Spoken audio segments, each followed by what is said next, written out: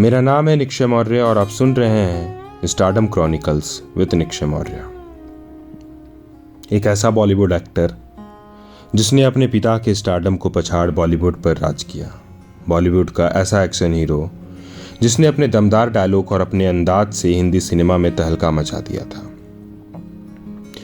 80 के दशक में हिंदी फिल्मों में एंट्री करने वाले यंग मैन और एक्शन हीरो सनी देओल, जिनके बोले हुए डायलॉग्स युवाओं के जुबान में रहते थे, जिनके डायलॉग में देशभक्ति का रस और दर्द की छाप इतनी रही कि आज तक लोग भुला नहीं पाए हैं।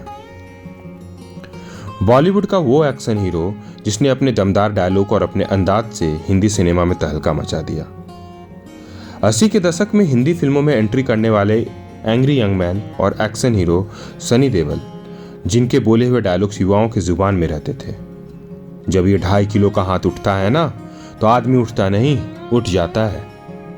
सनी देओल का ये वो डायलॉग है जिसको फैंस आज भी अक्सर अपनी बातचीत के बीच इस्तेमाल कर लेते हैं। सनी देओल के पिता धर्मेंद्र और सौतेली माँ हेमा मालिनी जहां अपने दौर के सुपरस्टार रहे, वहीं उनके भाई यानी बॉबी देओल का गिनती भी बॉलीवुड के नामी कलाकारों में होती है। लुधियाना में 19 अक्टूबर 1956 में पैदा हुए सनी देओल का असली नाम अजय सिंह देओल है। सनी बचपन से ही शरारती थे। उनका मन पढ़ाई में कम और खेलकूद में ज्यादा लगता था। बड़े होकर वह भी अपने पिता की तरह हीरो बनना चाहते थे। हालांकि कम उम्र में चोरी से गाड़ी चलाने को लेकर कई बार सनी की पिटाई भी हुई, तो कई बार स्कूल के दिनों में अपने पापा के कपड़ों को पहन जाते और उसकी शेखी अपने दोस्तों में दिखाते थे। एक दौर उनके जीवन का ऐसा भी आया जब उन्होंने एक के बाद एक हिट फिल्में दी और लोगों ने यह कहना शुरू कर दिया कि वो दिन दूर नहीं जब सनी अपने पिता के स्टारडम को पछाड़ देंगे। अभिनय के प्रति सनी का लगाव देखकर उनके पिता धर्मेंद्र ने उन्हें अभिनय की बारीकियों को समझने के मकसद से उनका दाखिला लंदन के बर्मिंघम में एक ट्रेनिंग सेंटर में करा दिया। ट्रेनिंग के दौरान इनकी मुलाकात पूजा से हुई। दोनों एक दूसरे को पसंद करने लगे और फिर दोनों परिवारों की मर्जी से इन्होंने शादी कर ली।